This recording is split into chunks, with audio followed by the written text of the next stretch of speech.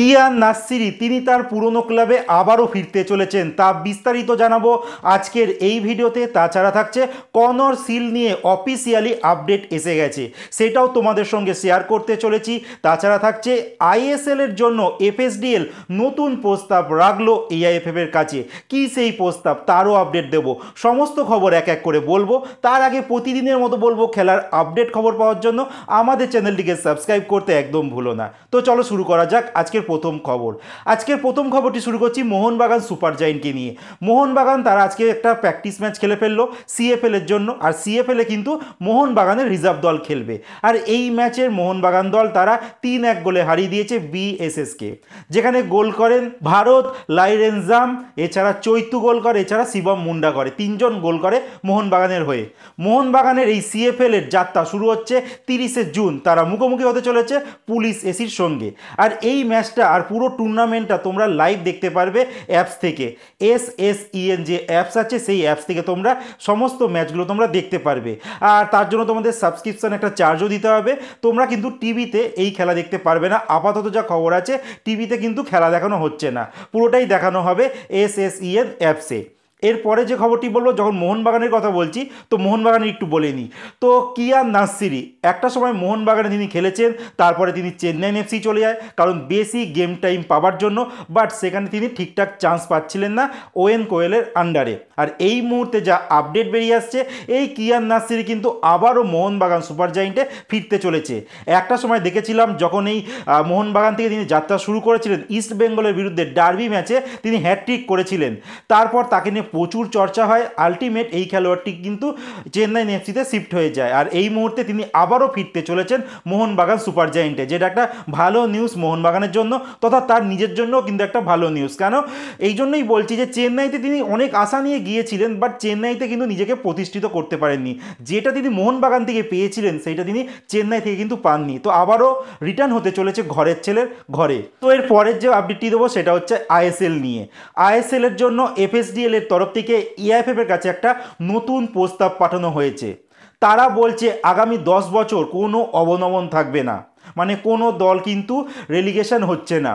2019 সালে এই নিয়ে মিটিং হয়, যেখানে এআইএফএফ ছিল, এএফসি ছিল, আর ছিল এই এফএসডিএল। তারা সিদ্ধান্ত নেয় 2025-26 সালের পর থেকে কিন্তু রেলিগেশন স্টার্ট হবে, মানে এই যে কারেন্ট ইয়ারটা চলছে এই বছর থেকে রেলিগেশন হওয়ার একটা কথা ছিল, বাট সেইটা কিন্তু এখন আবারও হচ্ছে না। তারা এএফএফ এর কাছে প্রস্তাব পাঠিয়েছে এফএসডিএল যে এএফসিকে তারা মানাক, এএফসি আবারও হয়তো কিছুদিন তাদেরকে সময় দেবে, আর এই জিনিসটা 10 বছর আরও টানার চেষ্টা করছে। তার সঙ্গে জানানো হয়েছে যে সমস্ত আই লিগের খেলার দলগুলো চ্যাম্পিয়ন হয়ে যারা প্রমোট হচ্ছে আইএসএলে, তাদের ক্ষেত্রে দেখা হবে ফিনান্সিয়াল স্ট্রাকচার তাদের কতটা রয়েছে। যদি ভালো থাকে ফিনান্সিয়াল জায়গাটা, তাহলেই সেই আই লিগের দলকে পরের বছর আইএসএলে খেলতে তারা সম্মতি দেবে, না হলে কিন্তু তারা আইএসএল খেলতে পারবে না। এছাড়া আমরা দেখেছিলাম আইএসএল এর অনেক দল কিন্তু এএফসি ক্লাব লাইসেন্সিংয়ে কিন্তু ফেল করেছে। এছাড়া আমরা দেখতে পাচ্ছি যে এবছর যে দুটো টিমকে নিয়ে এখনও অবধি বলা হচ্ছে যে তারা সম্ভাব্য আই লিগ চ্যাম্পিয়ন, কারণ এই জন্য বলছি যে ঘোষণা হয়নি বলে, মানে চার্চিল ব্রাদার্স আর ইন্টারকাশির কথা বলছি, এই দুটো দলই কিন্তু এএফসি ক্লাব লাইসেন্সিংয়ে ফেল করেছে। কিন্তু এবার দেখা যাক ভারতীয় ফুটবল কোন দিকে যাচ্ছে। পুরোটাই চলছে একটা প্রাইভেট সংস্থার হাত দিয়ে, যেটা কিন্তু কোনো দেশে হয় না। বড় বড় দেশে যারা ফুটবল নেশন দেশগুলো আছে তারা নিজেরা কিন্তু ফুটবলের আয়োজন করে এই লিগগুলো, আর ভারতের ক্ষেত্রেই সেটা ব্যতিক্রম হচ্ছে, এফএসডিএল এর হাতে তারা পুরোটাই তুলে দিয়েছে।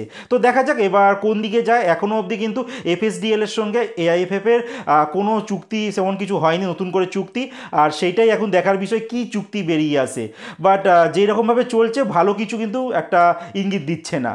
এরপরে আর লাস্ট যে খবরটি বলবো কর্নর সিলকে নিয়ে। কর্নর সিলকে নিয়ে একটা অফিসিয়ালি আপডেট বেরিয়ে এসেছে যে এই কর্নর সিলকে কিন্তু ইস্ট বেঙ্গল দল চাইছিল, কারণ এই খেলোয়াড়টি কিন্তু তিনি মাঝ মাঠে ভালোভাবে খেলতে পারে, প্রপার আমরা অ্যাটাকিং মিডফিল্ডারের মতো তাকে খেলতে দেখি না, তারপরও কিন্তু তার স্ট্যাটটা যদি দেখো বোঝা যাবে তিনি একটা টিমের জন্য কতটা গুরুত্বপূর্ণ খেলোয়াড়, যেমন গোল করায় আর তেমন ঠিক গোল করেনও। তো এই খেলোয়াড়টির সঙ্গে অফিসিয়ালি চেন্নাই এফসির সঙ্গে কিন্তু চুক্তি শেষ হয়ে গেছে, যেটা তারা অফিসিয়ালি তাদের সোশ্যাল মিডিয়া প্লেয়ার পেজে জানিয়ে দিয়েছে, মানে এই মুহূর্তে কর্নর সিল কিন্তু ফ্রি ফুটবলার।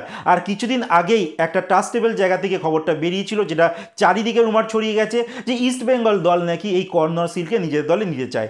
আর সেটাই কিন্তু আবারও একটা লিঙ্ক আপ হতে পারে, দেখা যাক কি হয়। এখনও অবধি কিন্তু সরকারিভাবে কোনো আপডেট নেই, এখনও অবধি কিন্তু কর্নর সিল এবার ফ্রি ফুটবলার হয়ে গেছে।